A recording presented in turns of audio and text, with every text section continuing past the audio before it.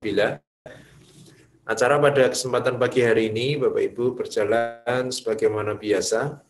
Pertama pembukaan, kemudian nanti yang kedua tadarus surat Quraisy ayat 1 sampai 4, kemudian dilanjutkan kajian inti, lalu diskusi dan diakhiri dengan penutup nanti pada pukul 7. Mari Bapak Ibu, kita bersama-sama buka ngaji online yang ke-42 ini dengan membaca suratul Fatihah. Ala hadiniya salihah al-Fatihah. A'udzu billahi minasy syaithanir rajim. Bismillahirrahmanirrahim. Alhamdulillahi rabbil alamin. Ar-Rahmanir Rahim. Maliki yaumiddin. Iyyaka na'budu wa iyyaka nasta'in. Ihdinas siratal mustaqim. Siratal ladzina an'amta 'alaihim ghairil maghdubi 'alaihim waladdallin. Amin. Berikutnya mari kita lanjutkan membaca surat Quraisy ayat 1 sampai dengan 4. Kita awali dengan ta'awudz dan basmalah. A'udzu billahi minasy syaithanir rajim.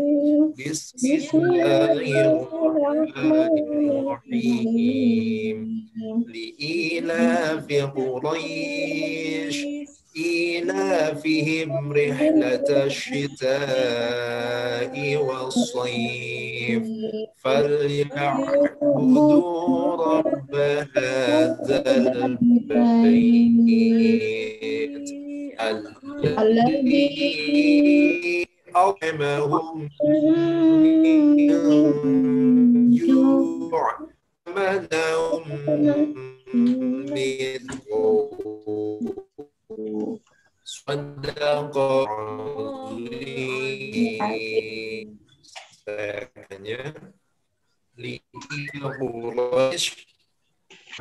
kebiasaan orang Quraisy ila fi rihlata iwassaif, yaitu kebiasaan mereka bepergian musim panas. Fa'budu rabb, maka hendaklah mereka menyembah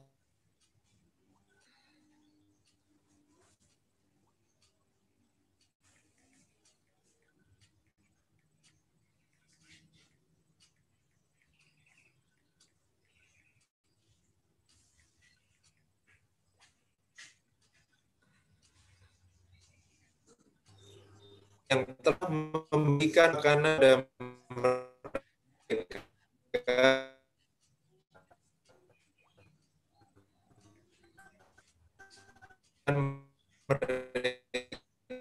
Allah Maha Mania.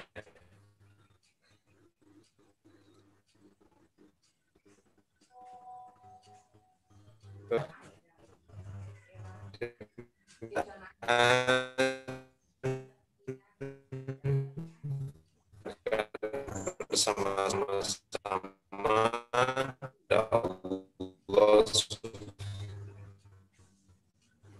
Allah Bapak proses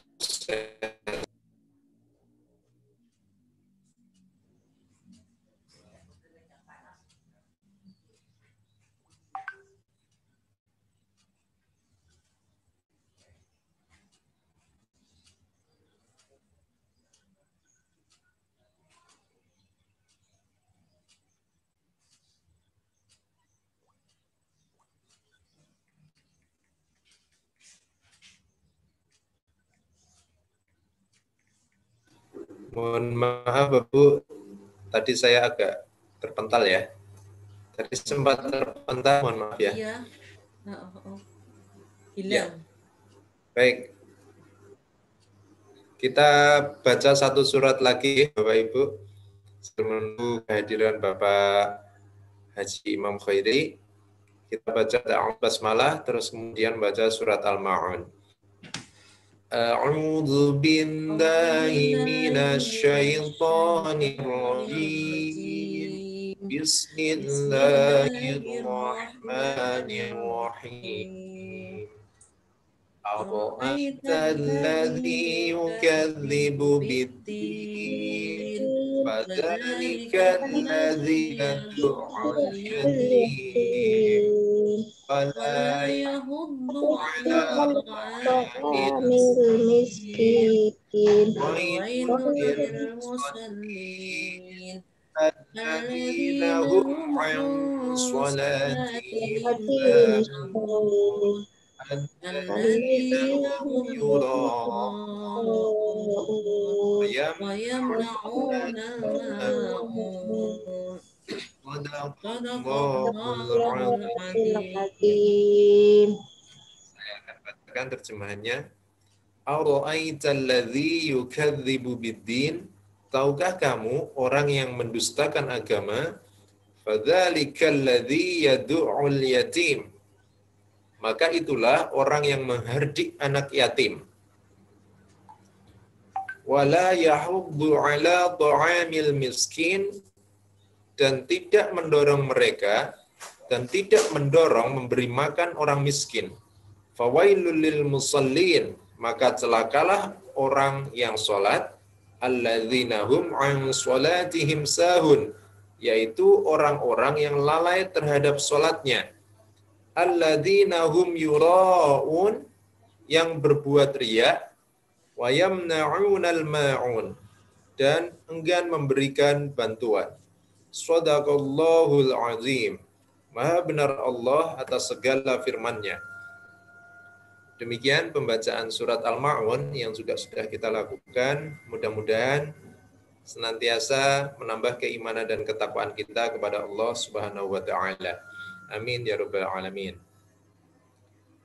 Bapak Ibu jamaah ngaji online yang ke-42 rahimakumullah. Alhamdulillah Bapak Haji Imam Khairi sudah ada di tengah-tengah kita, dan kali ini tema yang akan beliau bawakan adalah tentang belajar menikmati proses dan memasrahkan hasil. Tips istiqomah dalam dakwah. Ini menarik sekali karena dalam banyak hal kadang kita itu sering menilainya hanya pada hasil, padahal prosesnya bisa jadi curang dan seterusnya. Maka proses itu adalah menjadi bagian yang penting untuk senantiasa tetap diperhatikan.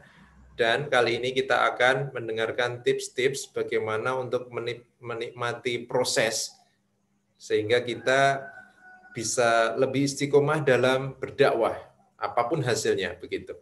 Nah, kami persilahkan langsung kepada Bapak Haji Imam Khairi, SAG ME, selaku Direktur Litbang LPI Salsabila.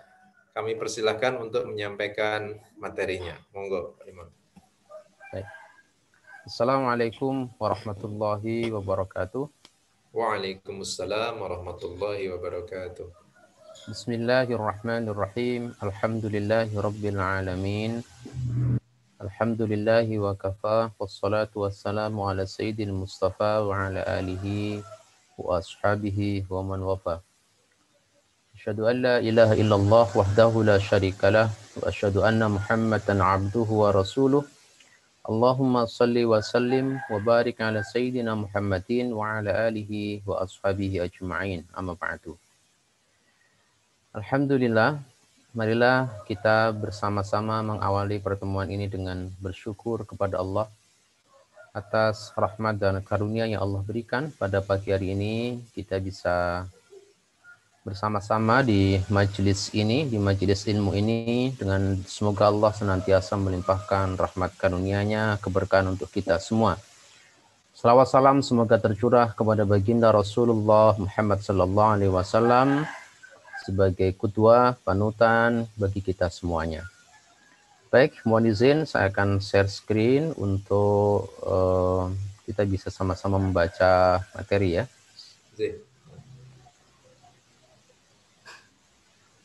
Baik. Tema kita adalah tentang istiqomah di dalam dakwah. Kita akan awali dari pembahasan dalam surat Yasin ayat 5 sampai dengan ayat 7. Ini sebagai pijakan kita nanti untuk kita coba kembangkan beberapa hal.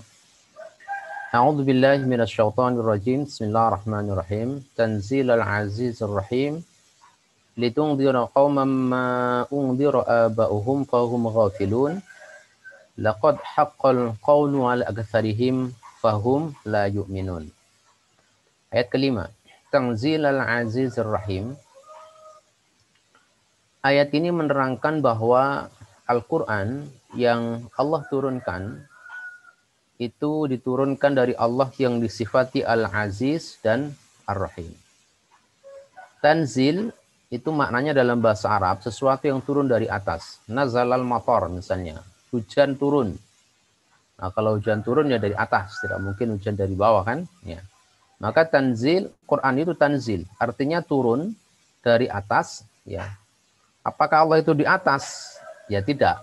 Cuma kalau pendefinisian di dalam struktur kebahasaan menyebut sesuatu yang tinggi dan mulia itu selalu disebut di atas. Ya. Tanzilal Azizir Rahim, tanzil adalah manhaj tertinggi yang mengikat seluruh gerakan manusia baik untuk melakukan ataupun tidak melakukan. Kenapa kemudian manhaj itu datang dari Allah? Karena Allah lah yang mencipta manusia. Sebab tidak ada yang lebih tahu tentang satu produk selain pembuatnya. Tidak ada yang lebih tahu tentang misalnya satu produk motor misalnya. Tentu yang mengeluarkan manual untuk cara merawat, cara menggunakan motor itu ya pabriknya. Nah manusia itu yang membuat adalah Allah, yang mencipta adalah Allah. Maka Allah lah yang kemudian punya legitimasi untuk kemudian memberikan satu pedoman bagaimana kemudian manusia ini bisa hidup secara baik, secara benar ya di dalam alam raya ini. Maka Allah turunkan Al-Quran. Disifati Al-Aziz, Allah itu Al-Aziz. Manusia diberikan kebebasan untuk memilih Al-Quran itu. Ya, mau ikut silahkan, mau tidak ya silahkan. Ya. Karena Allah itu Al-Aziz, yang ikut juga tidak menambah kemuliaan Allah, yang menentang tidak akan mengurangi kekuasaan Allah. Maka apapun sikap dan respon manusia terhadap pedoman itu, karena manusia diberikan kebebasan untuk memilih, maka tidak akan berdampak apapun terhadap Allah. Ar-Rahim, tapi ingat bahwa seluruh yang Allah turunkan itu adalah lahir, didorong, didasari sifat belas kasihnya Allah. Sehingga semua tuntunan syariat, baik yang dirasakan nyaman, dirasakan tidak nyaman, semuanya adalah memberikan manfaat kebaikan kepada manusia. Ini prinsip di dasar di dalam kita menyikapi syariat. Ya. Kita yakin bahwa seluruh yang ditentukan oleh syariat itu semuanya adalah membawa kebaikan. Karena semuanya lahir dari Allah Zat yang Maha Rahim. Berikut. Litungdhira qauman ma undhira aba'uhum fahum ghafilun. Untuk apa Al-Quran itu memberikan peringatan kepada kaum ma undhira aba'uhum. Nah, ma di sini ada dua pengertian kalau para ulama. Ada yang memaknakan ma mausulah artinya yang. Kaum yang telah diberikan peringatan. Ya. Ada juga ma dimaknakan ma nafi. Kaum yang tidak diberikan peringatan bapak-bapak mereka, nenek moyang mereka sebelumnya. Dua-duanya bisa benar dalam pemahaman yang bisa kita dijelaskan gitu ya. Jadi kalau ma mausulah yang sebelumnya telah diberikan peringatan nenek moyangnya. Kenapa? Karena sebelum Nabi Muhammad itu juga ada para nabi sebelumnya. Yang paling dekat Nabi Isa dan Nabi Musa. Namun setelah kemudian lama, mereka ini kemudian menyimpang, lalu lalai dengan peringatan itu. Atau diberikan makna yang ma yang sifatnya nafi. Yang kaum yang sebelumnya tidak diberikan peringatan kepada bapak mereka.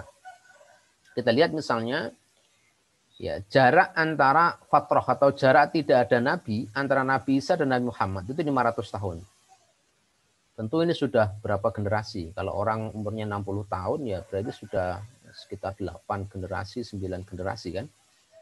Itu yang tidak ada nabi. Sehingga kalau ini dimaknakan tidak ada peringatan, ya bisa saja gitu ya. Nah, sebelum itu ada sekitar 14 nabi yang Allah turunkan dari jalurnya Nabi Ishak. Dari jalurnya Nabi putranya Nabi Ibrahim, yang satunya Ismail, ya, itu tidak ada nabi kecuali kemudian turun Nabi Muhammad. Makanya orang-orang Yahudi itu ketika turun nabi dari jalur Nabi Ismail, mereka nggak begitu percaya, bahkan mereka sangat menentang karena seluruh sejarah nabi itu turunnya dari Nabi Ishak, 14 nabi bahkan ya. Dari Nabi Ismail nggak ada, kecuali kemudian langsung turun pada Nabi Muhammad. Nah, 500 tahun kosong nabi ini bisa dimaknakan tidak ada peringatan kalau dimaknai dengan nabi. Oke. Lalu mereka lalai, berikutnya laqad haqqal qawlu ala aktsarihim fahum la yu'minun. Nah, ini pijakan kita di hari ini.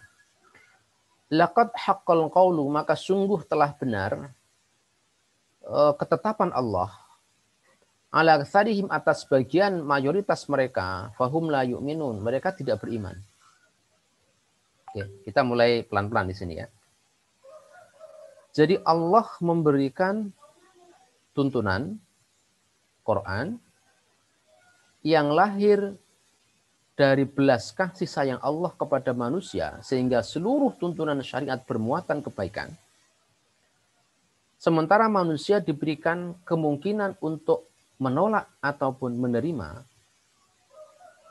Kemudian Allah mengutus Rasul untuk menyampaikan risalah itu kepada manusia. Lalu kesimpulan akhirnya, laqad haqqal qawlu ala aktsarihim, kebanyakan orang-orang yang disuruh Nabi, fahum la yu'minun. Akhirnya mereka tidak beriman. Ya, akhirnya tidak beriman. Ini dialami oleh para nabi sebelum Nabi Muhammad, ya, dalam kisah yang sangat panjang, mulai dari ya nabi yang paling dekat Nabi Isa, kemudian Nabi Musa, mundur terus ke belakang, gitu ya. Bahwa di antara umat-umat yang beriman itu yang nggak beriman banyak, ya. Bahkan kalau dihitung dalam sensus kalkulasi matematis, aktsaruhum, mayoritas mereka tidak beriman. Ya, jadi ini satu hal yang ditegaskan Allah setelah kemudian menyatakan bahwa Al-Quran yang Allah turunkan itu diberikan kepada umat manusia lewat Rasul, yang Rasul diperintahkan berdakwah. Cuma hasil dari proses dakwah ini ada potensi untuk tidak beriman. Meskipun Allah katakan di awal, Allah itu Al-Aziz, mau iman nggak iman ya terserah saja gitu ya. Artinya bagi Allah tidak akan punya dampak apapun. Ya. Nah, apa yang kemudian penting kita catat di dalam konteks ini? Ya. Nah, sekarang kita masuk ke sini. Apa artinya? Di dalam soal kita beramal kebaikan di semua lini kehidupan, baik pada level kecil di keluarga, kemudian mungkin ada ruang di mana kita beraktivitas di masyarakat, apakah itu di RT, di takmir, ya, atau yang lebih luas lagi, kita mungkin punya amanah-amanah di tempat yang lain. Maka di dalam konteks kita berdakwah mengajak pada kebaikan dalam segala makna yang sangat luas, yang diperintahkan kepada kita sebagaimana juga kepada para rasul, itu adalah fokus pada amal, bukan pada hasil. Ya. Kenapa? Karena hasil itu adalah wilayah yang murni berada di dalam kuasa Allah, bukan di dalam kuasa manusia. Maka syariat isinya perintah beramal. Ya beramal saja. Nilai ketaatan kita itulah yang bernilai di sisi Allah karena kita taat. Kalau ditanya misalnya orang sholat, lalu orang bertanya, apa sih manfaat sholat? Ya, bisa saja orang membuat analisis hubungan sholat dengan kesehatan, hubungan sholat dengan apa. Ya terserah saja, itu boleh-boleh saja. Bagian dari hikmah-hikmah yang bisa digali dari sebuah perintah. Karena tidak ada perintah yang tidak punya nilai manfaat. Tapi kalau toh itu tidak diketemukan sekalipun, ketaatan kita itu tetap jalan.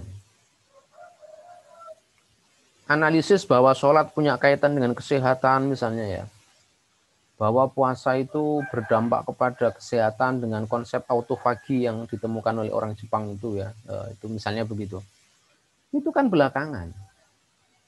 Tapi sejak zaman dulu, sejak zaman para sahabat, nenek moyang kita, kakek buyut kita, puasa ya puasa, sholat ya sholat. Ketika mereka belum tahu tentang analisis-analisis medis terkait dengan dampak sholat, apa mereka tidak sholat? Ya sholat. Maka nilai sholat itu pada ketaatannya, pada amalnya, bukan soal kemudian dampaknya seperti apa.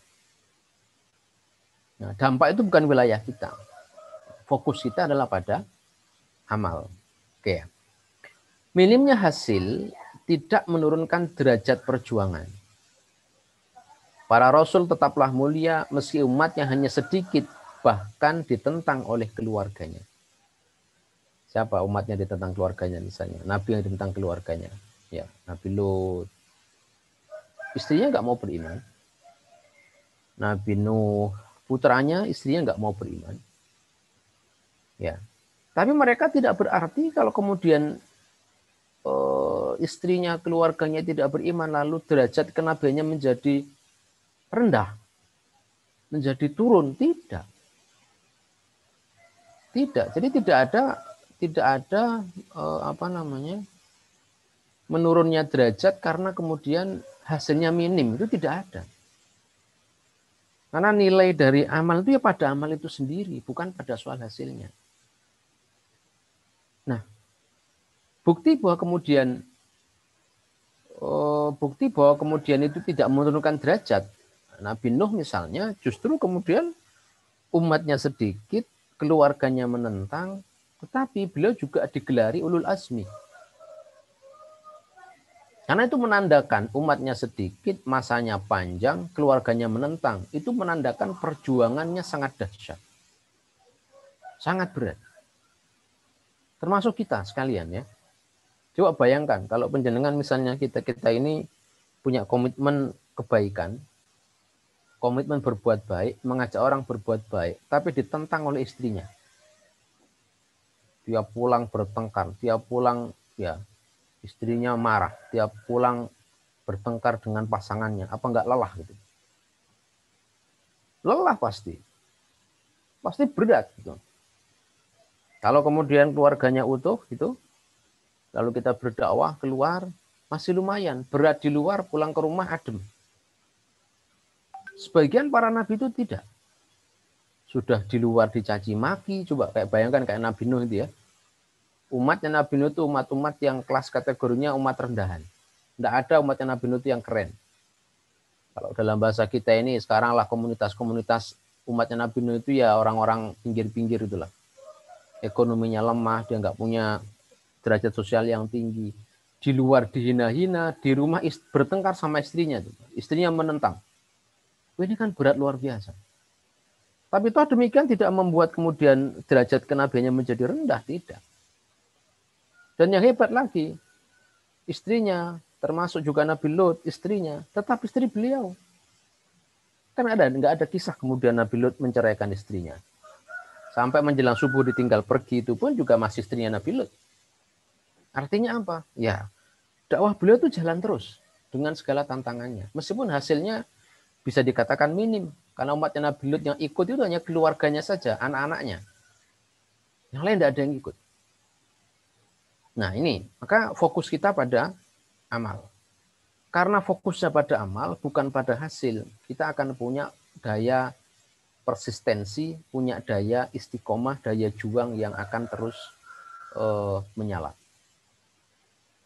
Al-ajru yaqa' bi mujarrad da'wah.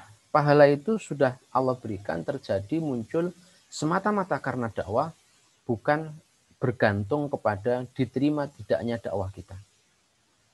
Kita punya anak misalnya dianggap bahasa kita mungkin lah sebutlah bandel misalnya ya, diperintah sholat susah ya, diajak kebaikan sulit, diajak itu menentang, diajak ini juga ngeyel gitu. Setiap kita mengajak dia untuk kebaikan, maka disitulah ada pahala. soal kemudian dia belum mau ikut, soal kemudian ini masih kayak begitu saja, sampai saat kemudian juga masih mengingatkan, tidak ada salah. Kalau kita berhenti mengingatkan, nah itu baru masalah. Artinya itu istiqomah dalam dakwah. Ya. Maka harus dilakukan. Dan memang tugas kita seperti itu. Dan begitu dilakukan, ya itulah pahala, selesai. Ya. Terus begitu, kok dia belum, ya diulangi lagi. Dia kok belum, diulangi lagi.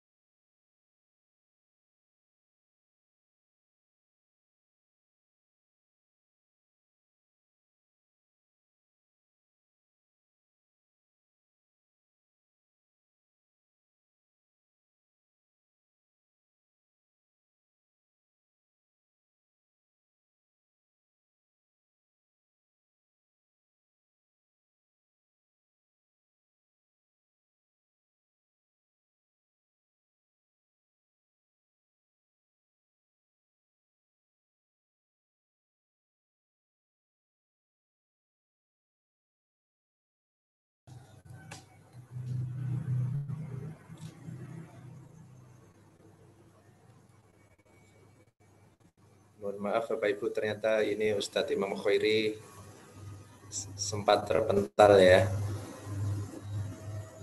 Jadi kita akan tunggu sejenak beliau, karena memang di sini sinyalnya juga kurang bersahabat ya. Saya pun tadi beberapa kali juga terpental, sehingga mohon maaf atas ketidaknyamanan ini.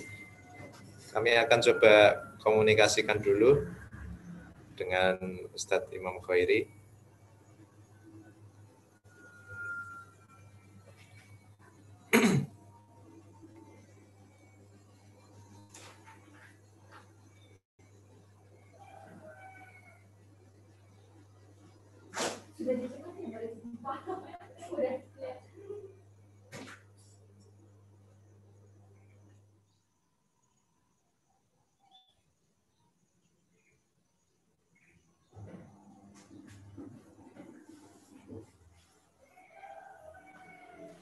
Halo Pak Safi, bisa dengar suara saya? Alhamdulillah sudah masuk lagi.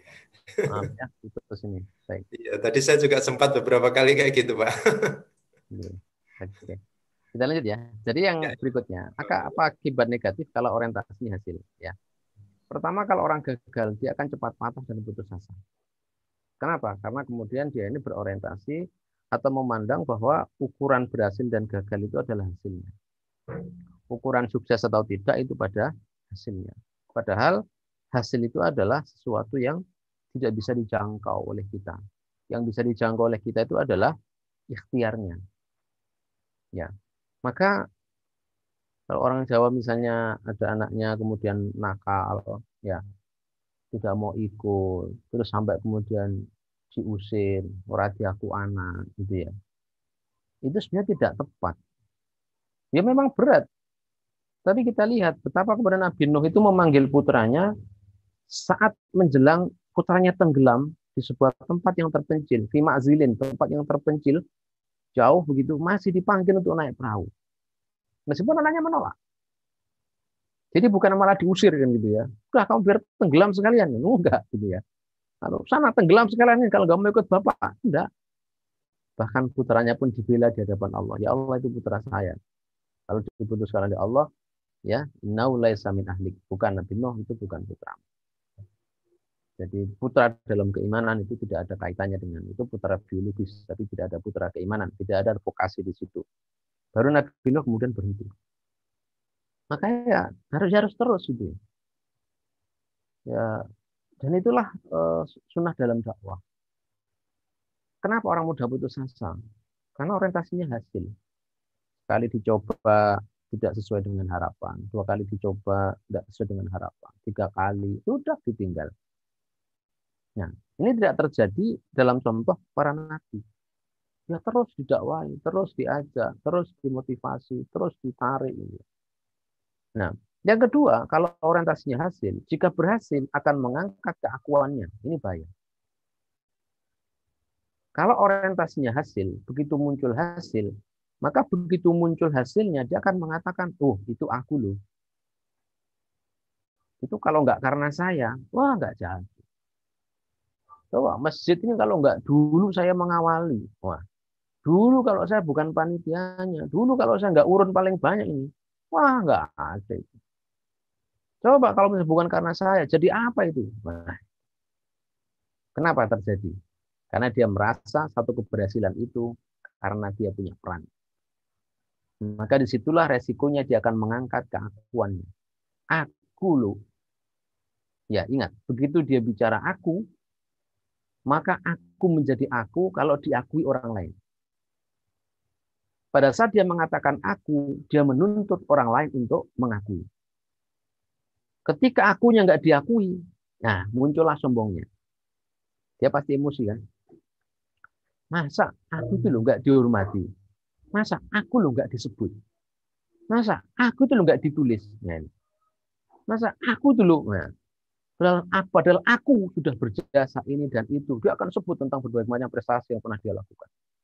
Jika kemudian ada yang merasa orang lain tidak mengakui tentang keakuannya, ya, dia akan boleh jadi putus asa, menarik diri, berhenti, dan seterusnya.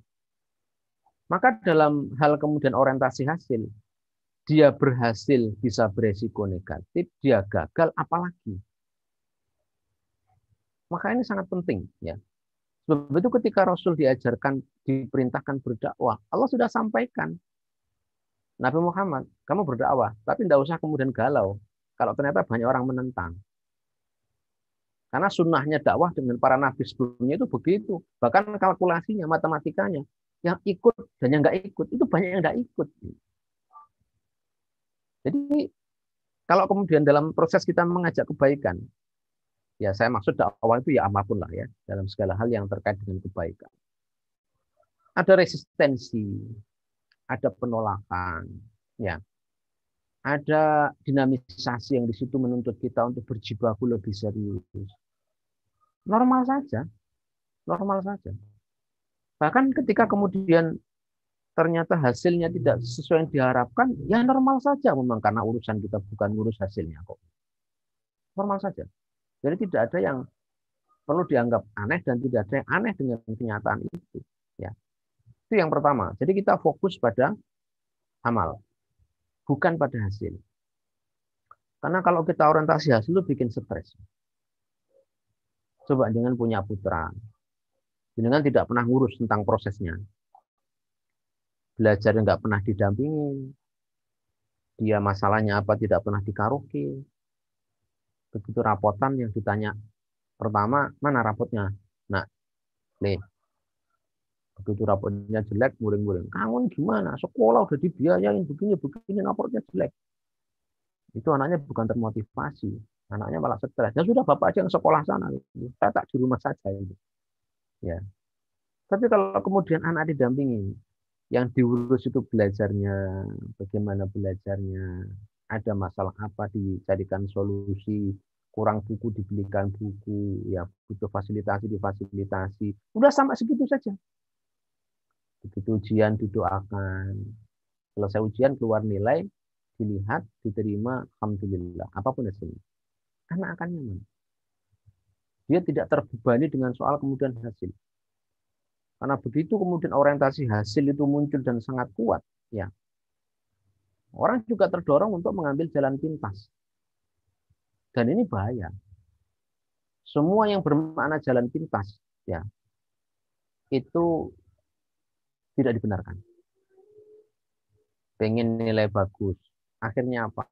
Nyontek, joki, pengen kaya, ke Gunung Kawi, bukan bekerja, cari tuyul, ya, pengen kaya, ngerampok, korupsi, ya, manipulasi, itu kan semua jalan pintas.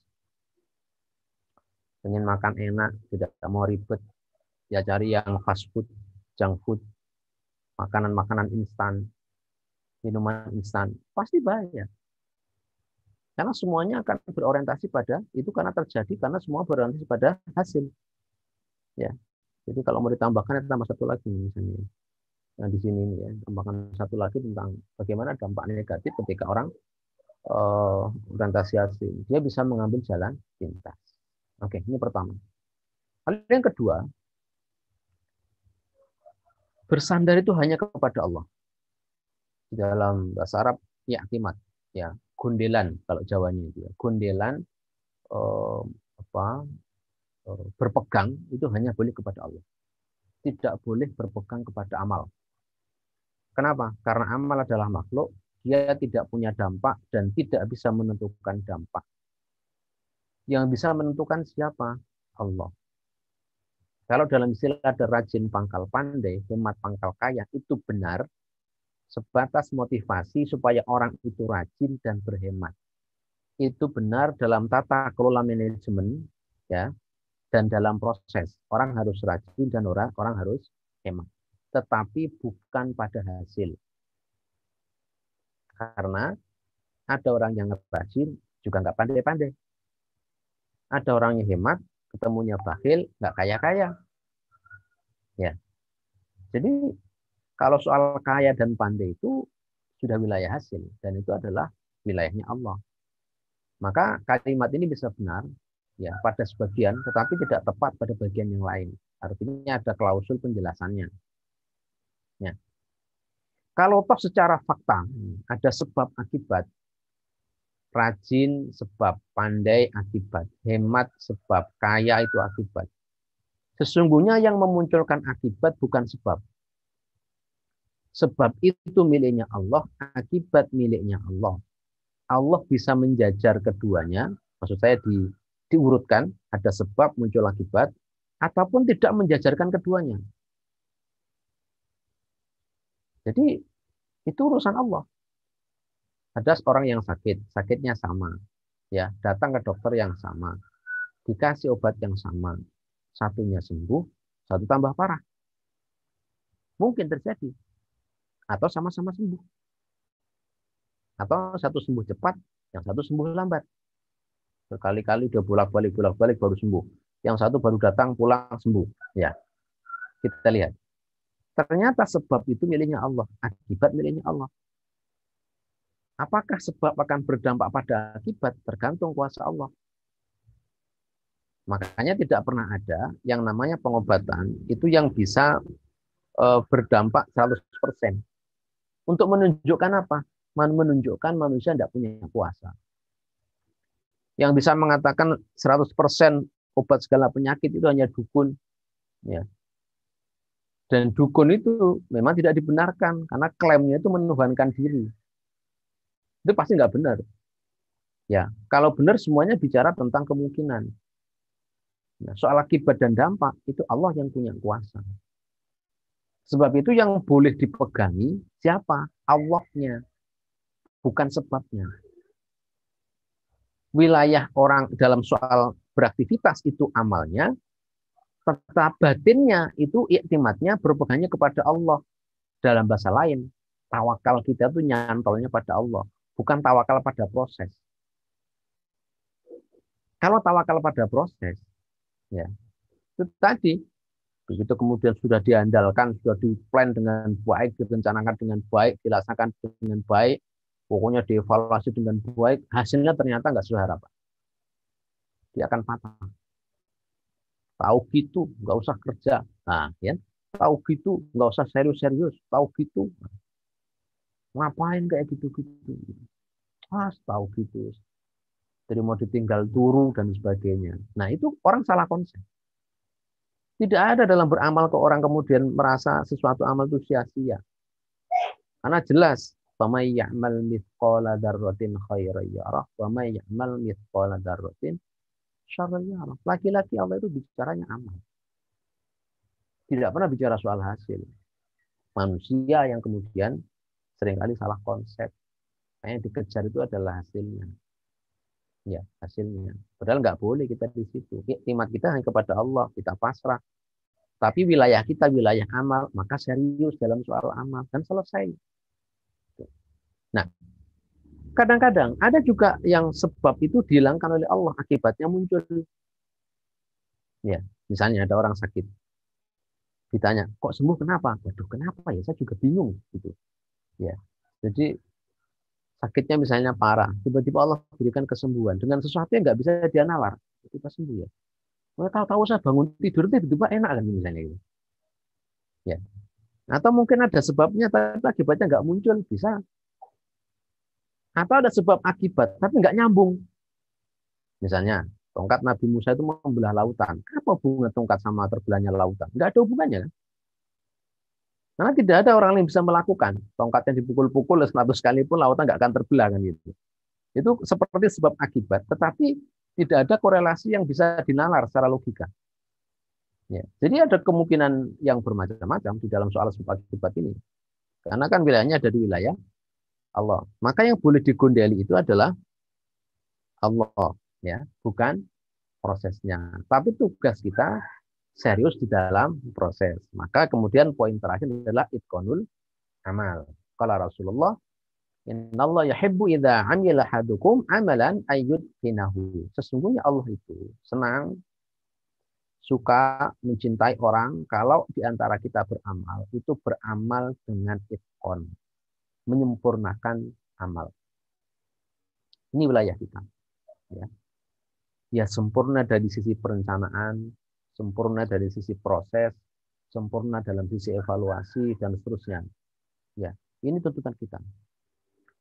Hasilnya bagaimana? Tidak usah dipersoalkan dan tidak perlu dipersoalkan. Tidak usah dituntut. Ya, kalau toh ada rencana hasil itu dalam soal tata kelola manajemen. Tentu kalau kita bicara manajemen perubahan, tentu kita akan berubah inginnya dari A ke B. Itu ya harus ada, sehingga untuk menuju B caranya bagaimana? Kita melakukan proses. Nah, cuma yang harus kita seriusi itu prosesnya. Ya. Apapun itu, kalau sudah diseriusi, sudah selesai. Yakin saja, manjadda wajadda. Yang sungguh-sungguh pasti akan dapat. Soal dapatnya kapan, caranya bagaimana, ya dari pintu yang mana, ya waktunya sesuai dengan rencana apa tidak, itu bukan kuasa kita. Tapi dia akan wajadda. Kalau toh sekarang nggak menemukan, besok di akhirat dia akan menemukan imbalan pahala atas apa yang sudah dia lakukan itu. Jadi manjadda wajadda, pasti dia akan dapat. Masalahnya kita kan sering mentarget. Dapatnya itu minggu depan harusnya. Itu kenapa meleset? Nah, itu kan masalah. Yang bikin masalah siapa? Kita kan itu. Ya. Siapa yang mengharuskan minggu depan? Itu kan rencana kita, maunya kita. Ya. Tapi kan nggak bisa kita kemudian mengendalikan hasil. Ya. Kalau mengendalikan hasil kan sama dengan kita menyetir Allah. Loh, memang kita ini siapa kan itu? Ya, itu yang tidak bisa dan tidak tepat ketika bicara seperti itu. Ya. Soal kita punya rencana, boleh punya rencana. Dan memang harus begitu di dalam tata kelola manajemen. Tapi batasnya harus jelas. Ya, rencana itu berhenti di mana wilayah kita, mana wilayah Allah. Nah, tugas kita itu itqanul amal. Quran memberikan satu contoh yang sangat baik bahwa Quran itu penjelasan-penjelasan dalam Quran itu juga bersifat tafsil. Tafsil itu terperinci. Terperinci itu kelasnya expert. Ya. Perencanaan kok terperinci itu pasti bagus. Karena kalau kemudian rencana terperinci itu maknanya targetnya pasti juga besar. Gambarannya gini, misalnya ada orang mau bangun kandang ayam atau mungkin bukan kandang ayam, kandang kambing ya gitu ya.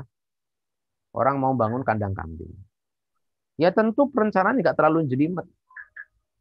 Asal ada tiangnya, ada kayunya, ada membuat atapnya, ya sudah jadi.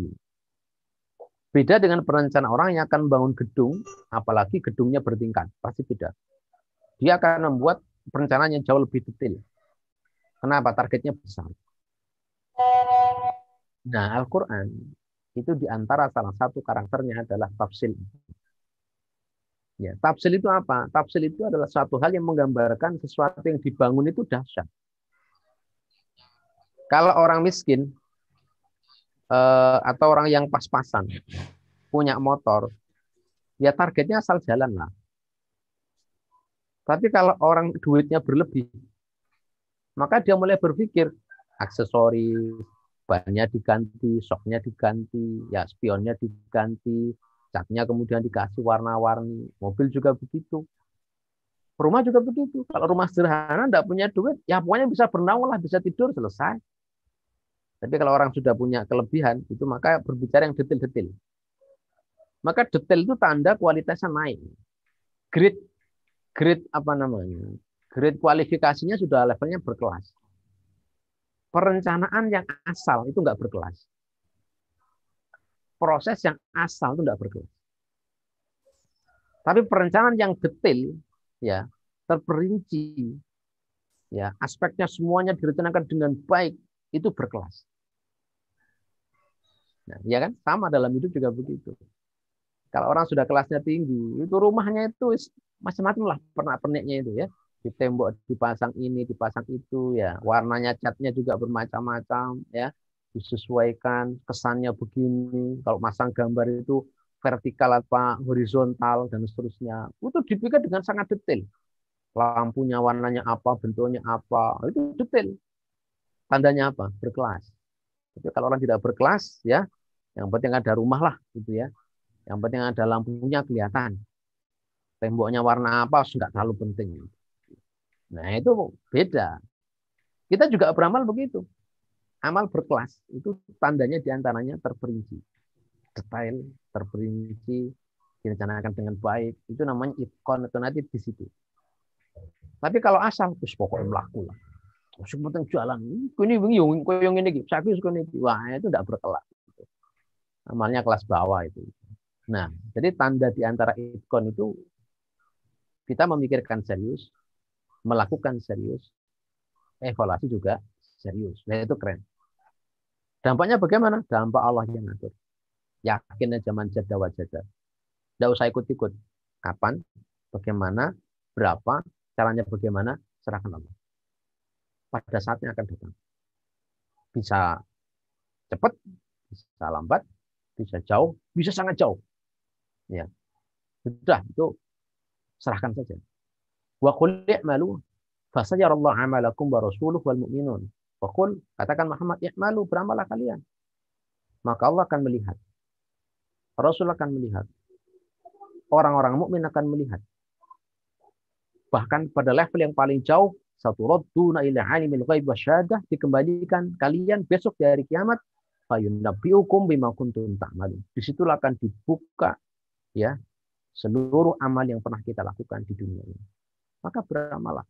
Kalau toh besok tidak ada hasil, kalau toh lusa nggak ada hasil, tahun depan nggak ada hasil, jelas semuanya sudah dicatat oleh Allah yang besok akan ditampilkan kepada kita semua di hadapan kita tentang amal itu.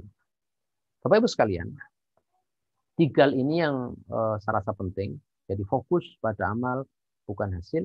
Yang kedua, berpegangnya adalah bersandar kepada Allah, bukan berpegang pada proses. Ya. Jangan gondeli proses. Karena kalau gondeli proses, orang bisa putus asa. Tahu gitu, saya kemarin menyesal sudah begitu-begitu terlalu serius. Nah, tidak ada itu. Yang ketiga adalah itqanul amal. Di antara tanda itqan adalah detail, terperinci, ya, itu menunjukkan keseriusan.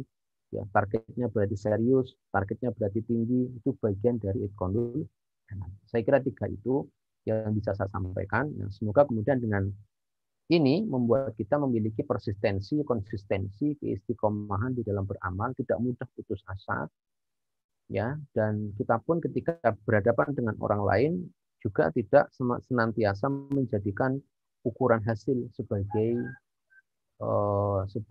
ukuran untuk menilai seseorang, ya.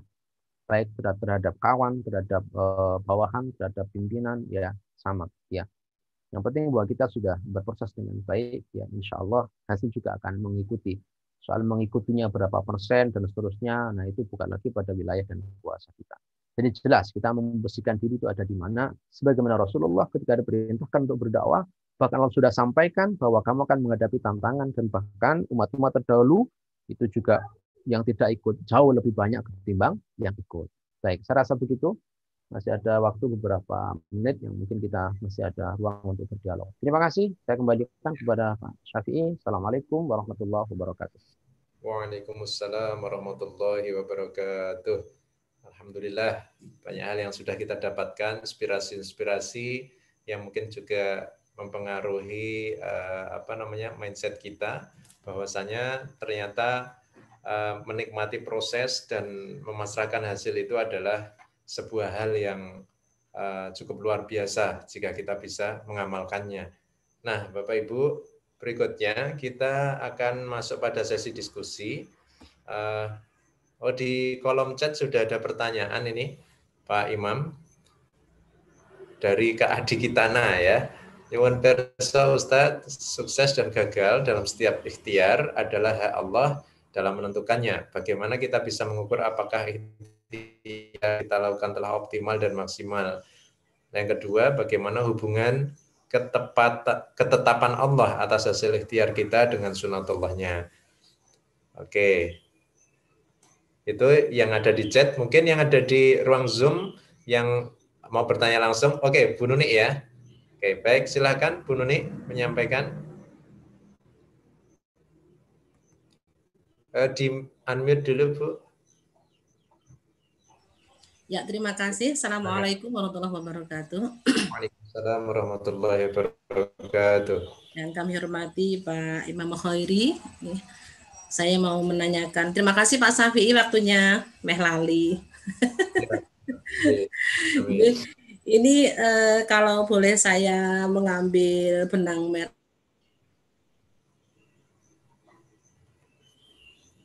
dunia ini ada kepastian. Dunia ini tidak ada kepastian. Yang pasti itu adalah perubahan. Mungkin seperti itu yang saya tangkap. Nah, ini berkaitan dengan mungkin tidak jauh dari apa yang ditanyakan Pak Adi, itu berkaitan dengan lembaga gitu Pak Imam. Ini misalkan kita sudah terus-terusan berusaha berkaitan dengan untuk kesuksesan satu lembaga, kemudian ternyata kita sudah merasakan usaha dengan baik gitu nggih. Tapi ternyata kok hasilnya kurang bagus dipandang dari kacamata manusia. Misalkan secara real yang saya sampaikan, akreditasi STPI misalnya ya, kemarin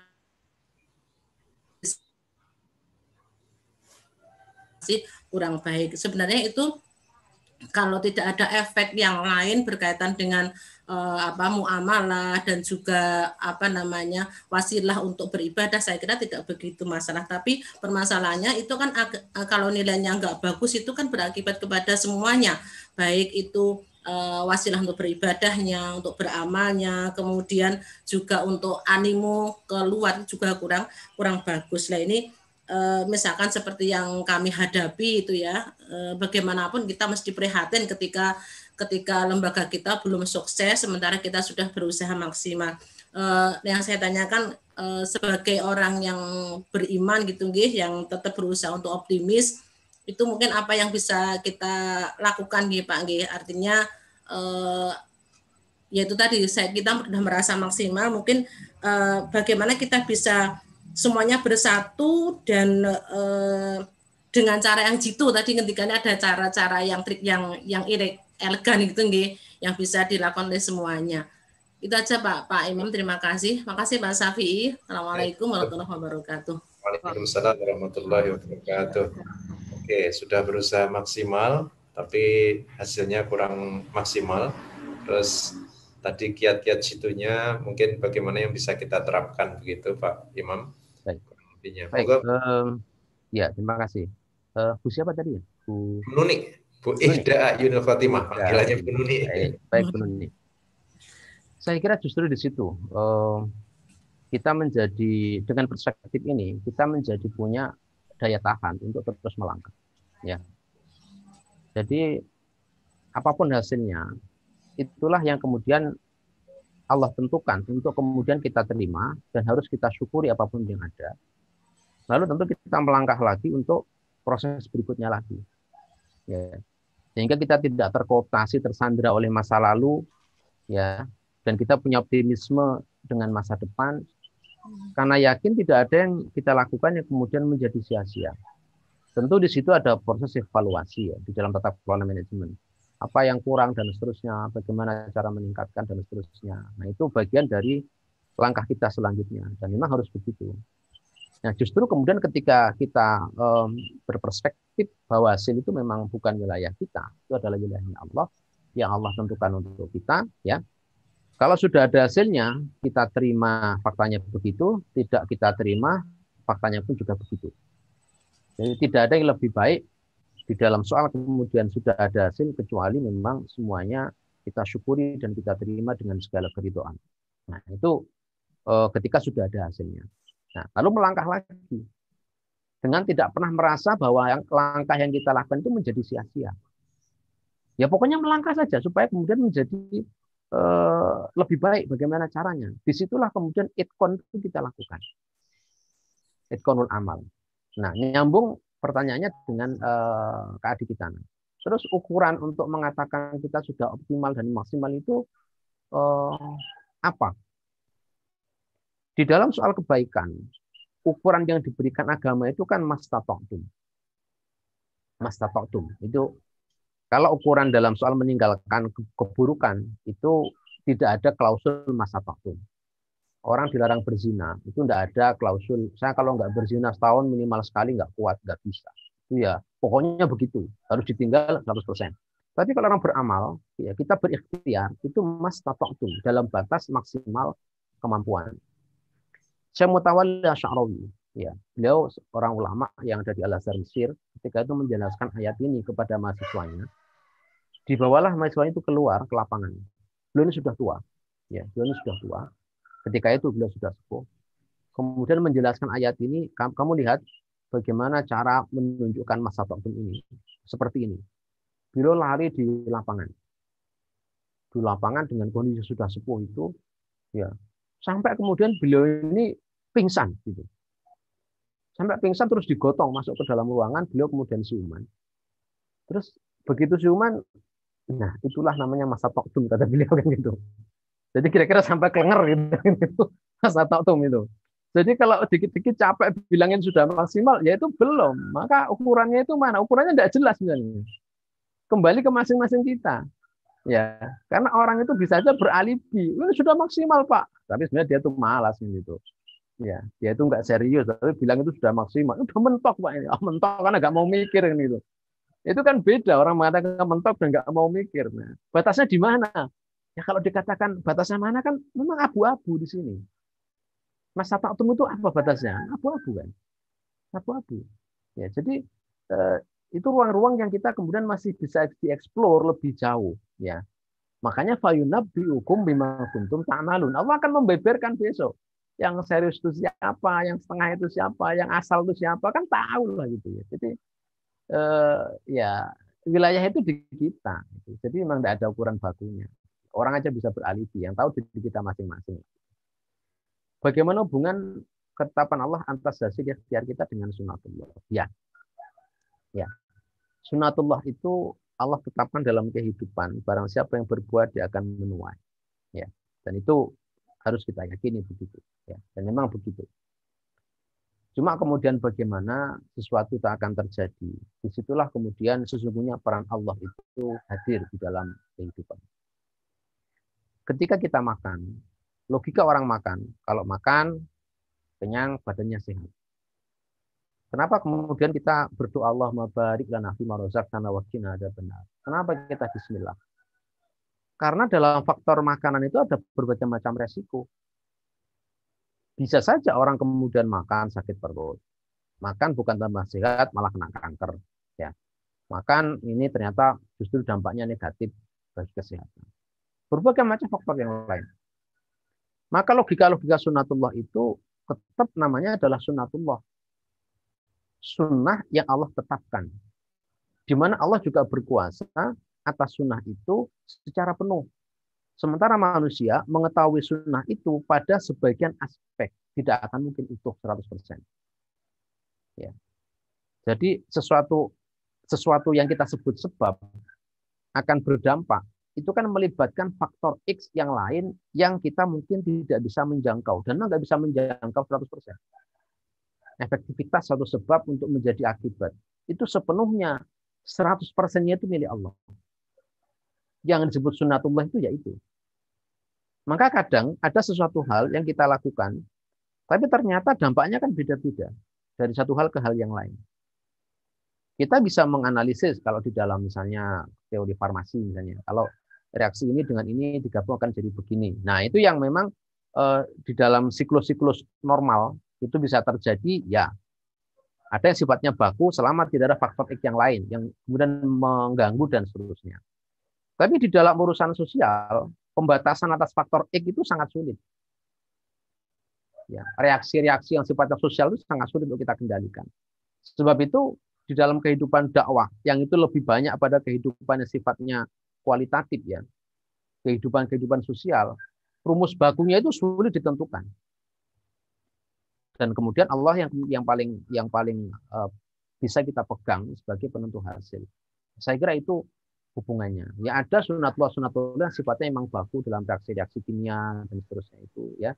Selama faktornya terkendali gitu ya. Saya kira itu Pak Syafi'i ya. Siap, matur nuwun Pak Imam Khairi yang sudah memberikan tanggapan atas pertanyaan yang disampaikan oleh Kak Adi Kitana melalui chat dan juga Bu Nuni atau Bu Ihda Ayunul Fatimah yang tadi diutarakan secara langsung. Bapak Ibu, ini mengingat waktunya sudah pukul 7, maka mohon maaf apabila ada yang tidak menyampaikan atau mengutarakan pertanyaan namun tidak bisa karena waktunya. Oleh karena itu mohon maaf sekali lagi, dan karena sudah ada di penghujung acara, mari bersama-sama kita akhiri dengan baca kafaratul majlis dan hamdalah. Subhanakallahumma wa bihamdika asyhadu an la ilaha illa anta astaghfiruka wa atubu ilaik. Walhamdulillahirabbil alamin. Terima kasih banyak Bapak Imam Khairi yang sudah menyampaikan secara mendadak ini ya, ngapunten sangat. Materinya sangat menginspirasi, dan juga kepada seluruh jamaah yang sudah mengikuti ini, mudah-mudahan kita senantiasa bisa mengambil manfaat dari semuanya. Dan Amin ya. akhiri, Assalamualaikum warahmatullahi wabarakatuh. Waalaikumsalam warahmatullahi wabarakatuh.